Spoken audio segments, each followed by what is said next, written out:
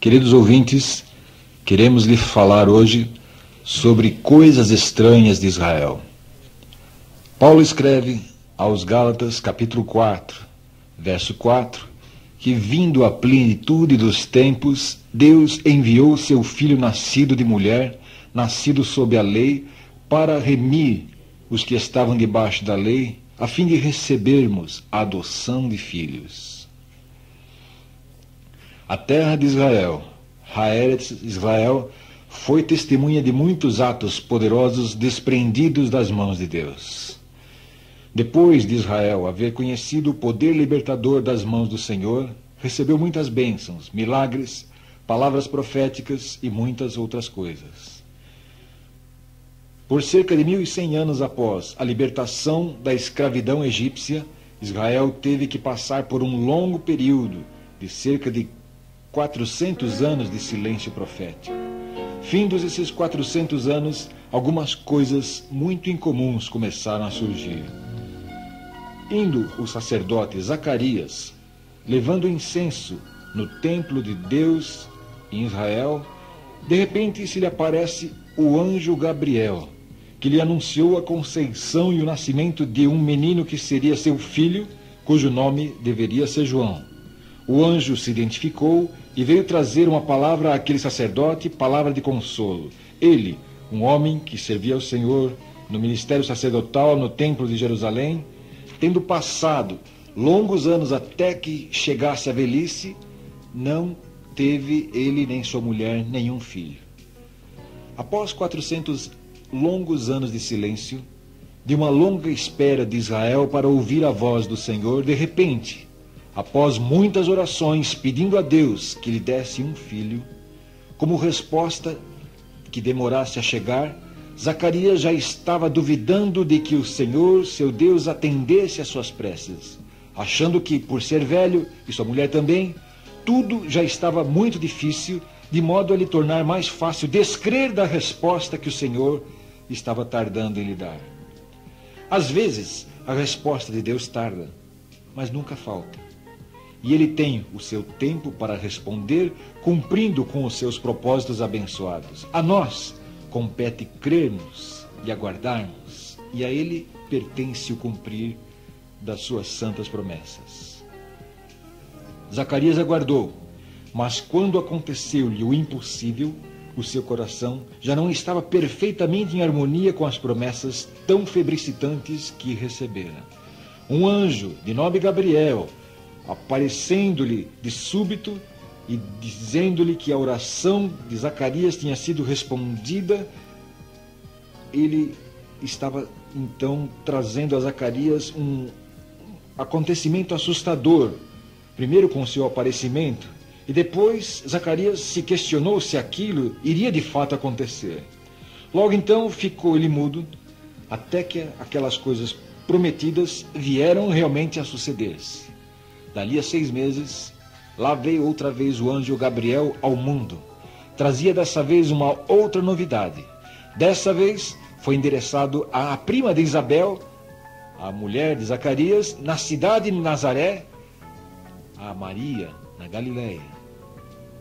Ela era uma moça compromissada para o casamento com José, mas já eram considerados casados, segundo os costumes judaicos. Ela, porém, não tinha coabitado com nenhum homem.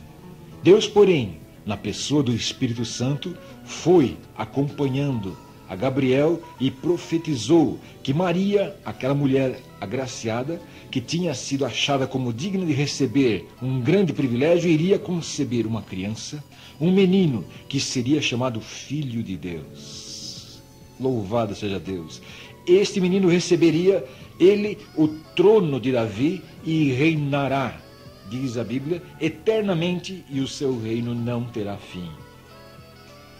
Viram? Uma mulher idosa concebeu e teve um menino. Uma virgem também concebeu e teve um outro menino.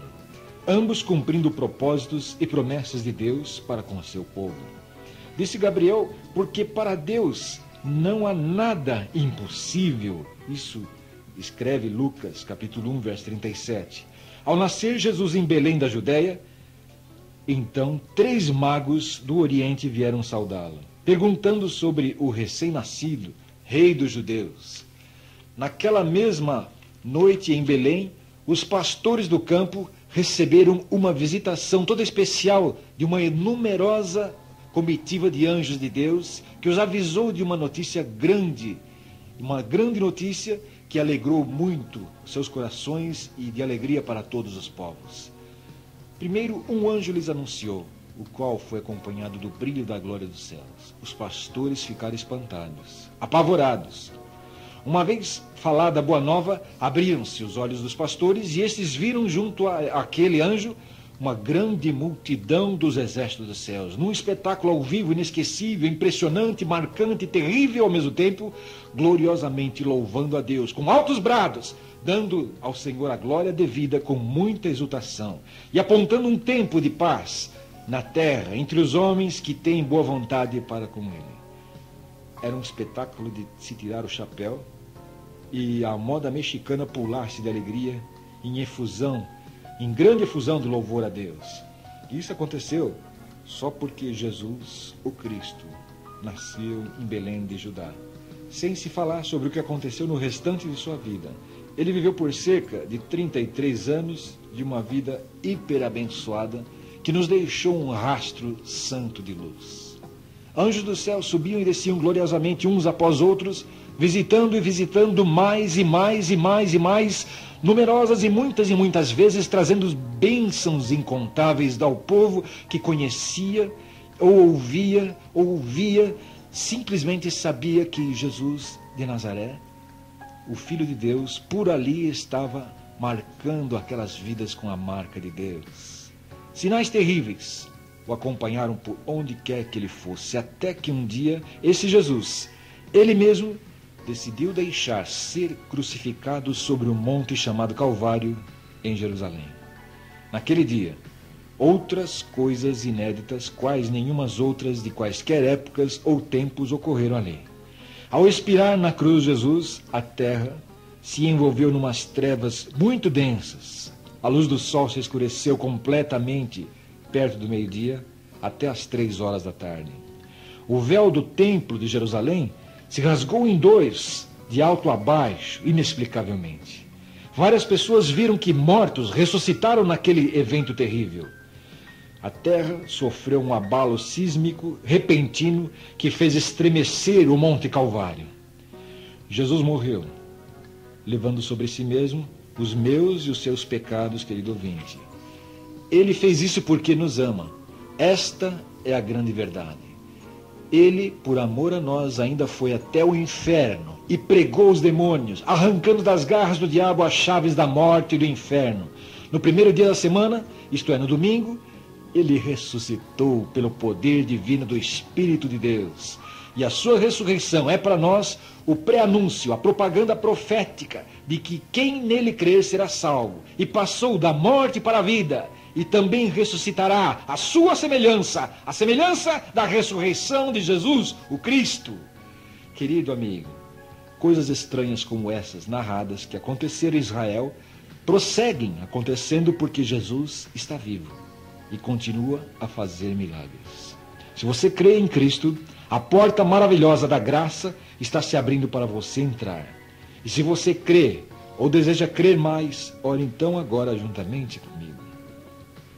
Diga: Senhor Deus de Israel, eu desejo crer cada dia mais no teu Filho Jesus Cristo. Peço-te que me aceites e que perdoes os meus pecados, operes em mim as tuas maravilhas, e sejam estas para que o nome glorioso de Jesus Cristo seja exaltado. E eu espero na tua graça uma resposta a esta oração. Em nome de Jesus. Amém.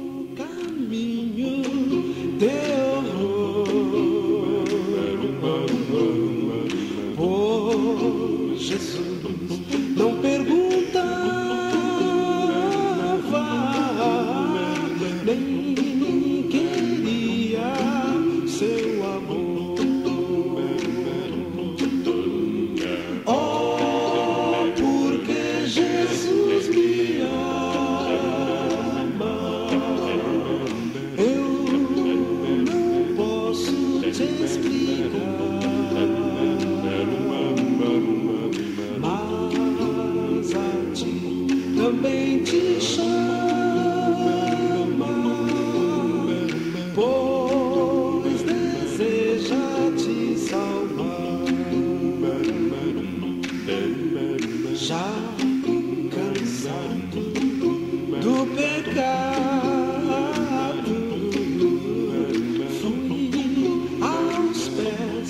do Salvador.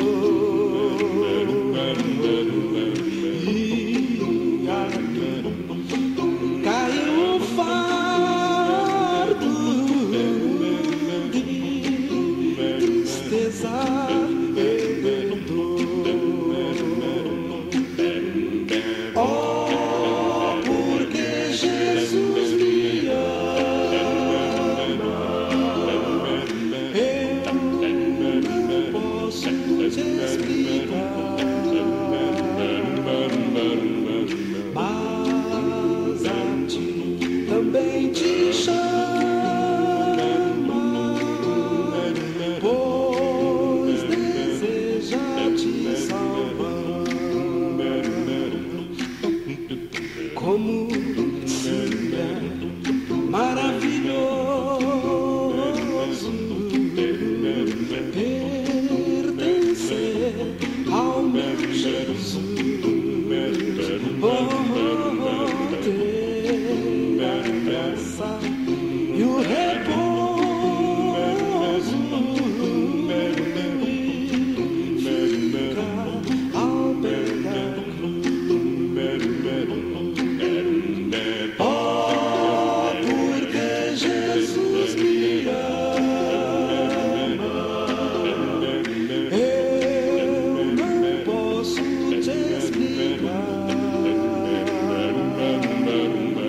mas a ti também te chama, pois deseja te salvar.